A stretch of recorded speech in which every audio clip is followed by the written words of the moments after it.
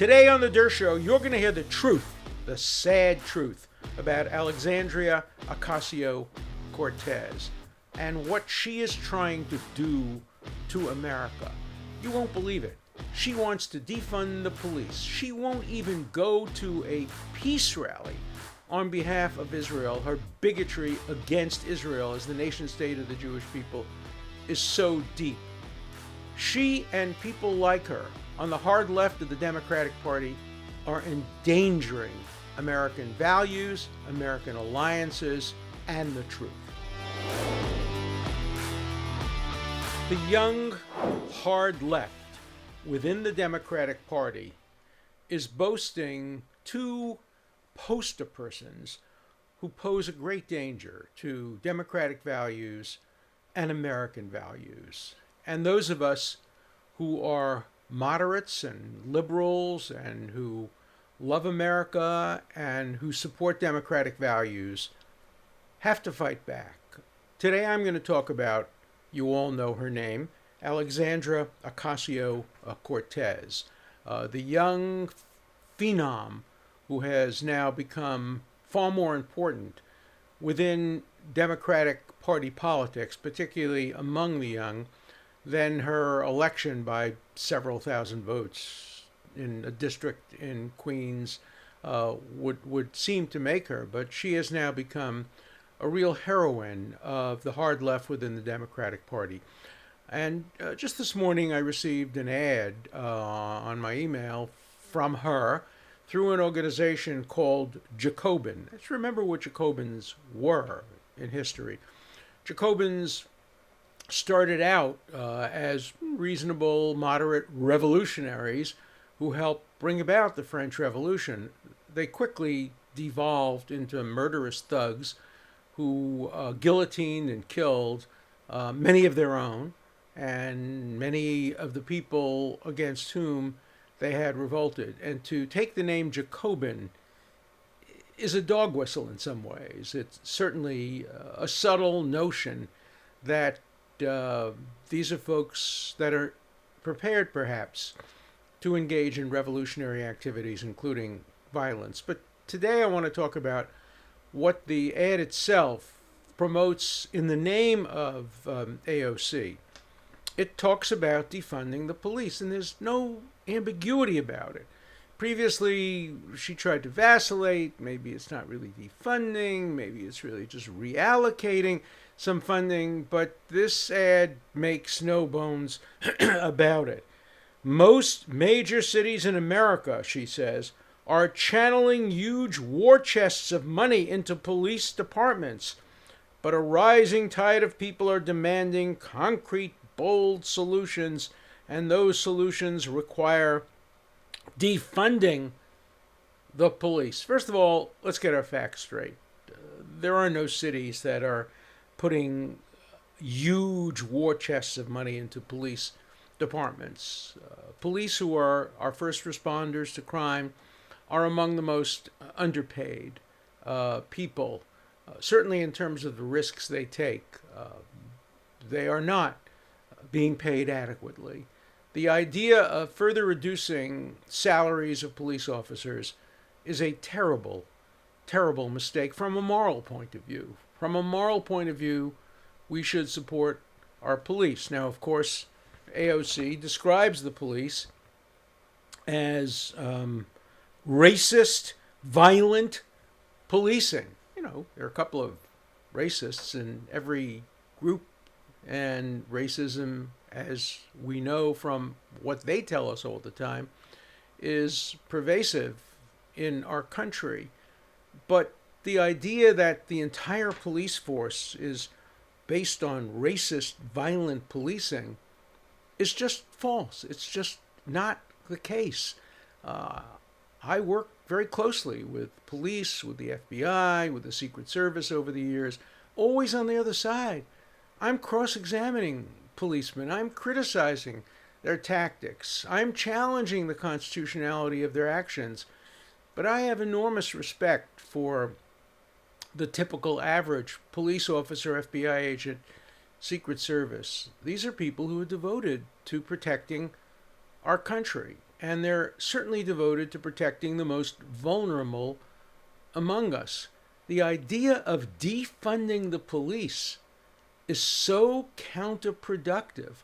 We ought to increase funding to the police. We ought to increase training of police officers. We ought to increase the availability of non-lethal weapons so that the police don't have to choose between protecting their lives and taking the lives of others. They can protect their lives with effective non-lethal weapons without endangering the lives of those who would try to kill them. But of course, in the last analysis, if it's a choice between a perpetrator and a policeman, and the perpetrator is trying to kill the policeman certainly has the same rights all of us in our society have, the right of self-defense, to protect yourself, to protect your loved ones, to protect your colleagues, to protect your associates against those who would kill you without just cause. I'm not going to get into today all the cases cited in the AOC ad. They talk about the murders of George Floyd, Breonna Taylor, Damian Daniels, Tony McDade, and more. Maybe some of these were murders. Most of them were not. Certainly the Breonna Taylor was anything but a murder. The first shots were fired by her boyfriend. The police then responded. The grand jury heard testimony from at least one neighbor who said she heard, or they heard, the police shouting, "Police." I don't know in the end whether or not there was some justification or not, but it wasn't murder. To call these police actions all murder is to misunderstand calibration in our law. In our law, we distinguish between murder and manslaughter and justified homicide and a range of other criminal activities, reckless endangerment, which one of the police officers has been indicted for. But to paint with so broad a brush and call all police officers racist and all these deaths murders is to undercut the real tragedy that there is too much unnecessary violence by some police officers and by many who confront the police. Yes, we have to make sure that we train policemen adequately and we make sure that we rid police departments of any racist elements. That doesn't come from defunding the police. That comes from increasing the funding of police officers. And who do you think will be hurt most by the defunding of police? Who will be hurt most were people who are the most vulnerable, who are most subject to crime in their neighborhoods, who are most subject to predatory actions. The police are there to protect them. And this is going to backfire. It's going to, if it were to come into being, it would reduce police protection in areas that most need it. Fortunately, the presidential candidate of the Democratic Party has rejected defunding the police. Whether that will continue, we'll wait and see, because the hard left elements that demand defunding are increasing in their power and influence. Now, I support allocating resources to benefit the community, but among the resources you want to allocate to benefit the community are adequate policing, community policing. More people who look like and were brought up in and identify with the communities that they're protecting. Yes, we want more resources to the communities, but that doesn't mean cutting back on police training, on making available non-lethal weapons, on increasing police presence, community police presence in the most dangerous neighborhoods where the most vulnerable people are subject to criminal actions. So, it's a cliche, defund the police, but it's a dangerous cliche. We should reject it out of hand and think sensibly about how to deal with police problems in vulnerable communities. AOC has done something else in the last couple of weeks, which shows how dangerous she is and how we who are reasonable and decent people who consider ourselves moderates have to fight against her extremism. AOC was invited to go to an event commemorating the life and death, memorializing the death of Israeli former Prime Minister Yitzhak Rabin, who died for peace. He died, he was murdered, he was assassinated by an extremist because he wanted to make peace with the Palestinians. And so a group of very liberal, left Zionist supporters of Israel who oppose the Israeli occupation, who support the two-state solution, who are pro-Palestinian, sought to have a memorial service for their hero, the late Yitzhak Rabin. And they invited AOC because they wanted to reach out to her, to show her that Israel is not all bad. And she accepted.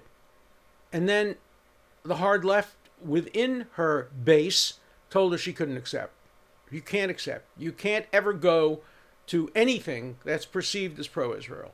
You lose our support if you're perceived as in any way supporting Israel, supporting Zionism, supporting the right of the Jewish people to have a state of their own.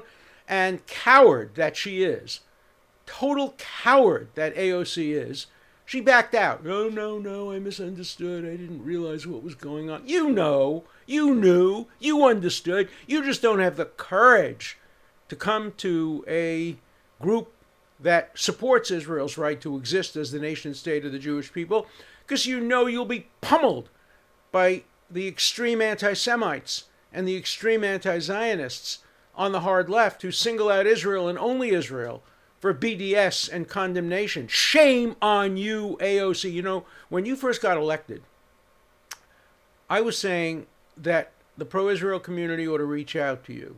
Moderates ought to reach out to you. Maybe you will have some willingness to sit down and talk and build bridges. I was wrong. Nobody should reach out to you. You are beyond the pale of acceptability when you absolutely refuse to sit down and commemorate the life and death of a great hero of peace. Now, you're not alone. There are others, some within the Jewish community, who support your views. Take this man named Peter Beinart. Many of you probably have never heard of him. He's a writer of sorts. He's occasionally written op-eds for newspapers and the New York Times, and his most recent, most controversial op-ed calls for the end of Israel as the nation state of the Jewish people. The Jewish people, according to Peter Beinart, who's this writer and professor, should not have a state of their own. There shouldn't be a nation state of the Jewish people. There can be 40 Muslim states, 50 Christian states, other states. We can have a Vatican. We can have many states which have crosses on their flags and sing praises to Jesus. That's all okay. But for Peter Beinart to have one nation state for the Jewish people who 6 million of whom died because they did not have a nation state, because although Hitler wanted to get rid of the Jews of Europe, no country in the world would accept the Jews. And so when Israel was established as a nation state of the Jewish people, the first law it adopted was the law of return. Any Jew who needs asylum anywhere in the world, if you're being oppressed, if you're being persecuted, if you're being murdered, if you're being subject to genocide, you have one country that will never close its doors to you, Israel. Peter Beinart wants to close those doors. Peter Beinart says there's no room in the world for a nation state for the Jewish people. Oh, the Jewish people can have a little homeland, a little shtetl, a little ghetto, a little Bantusland in what would be Palestine, and it should be protected by the Muslim population, the Arab population, the Palestinian population. But instead of there being Israel, there should be one state, which of course would have a Muslim, Arab, Palestinian majority, and the Jews of that state living in their little shtetl would, according to Beinart, be protected by the surrounding Arab people. Yeah, that's been tried before in history. There have been Jewish ghettos before. Remember what happened to them. Remember the pogroms. Remember the Holocaust. That's why in my article rebutting Peter Beinart's ridiculous, absurd, and ultimately deep down anti-Semitic piece, I I call his solution a final solution for Israel. I don't use that term lightly. But if Beinart's suggestion were accepted, it would be a final solution for the nation state of the Jewish people. This is a country which in 72 years has done more for the world than any country in the history of humankind. In 72 years, it has developed more medical technology, life-saving technology, agricultural technology, high-tech computer technology, military technology, all kinds of great innovations. No country in the history of the world faced with threats comparable to those faced by Israel has ever had a better record of human rights, higher compliance with the rule of law, more concern with enemy civilians. It has been a great experiment in democracy, established by the rule of law, established through legal doctrines, the Balfour Declaration, United Nations resolutions, League of Nations resolutions, resolutions by the Allies after the First World War, established by the pen but defended by the sword. And Beinart would throw it all out with one stroke of the pen. Fortunately, no one is going to listen to him because the decision about the future of Israel and the Palestinians are not going to be decided in academic circles or on the op-ed pages of the New York Times.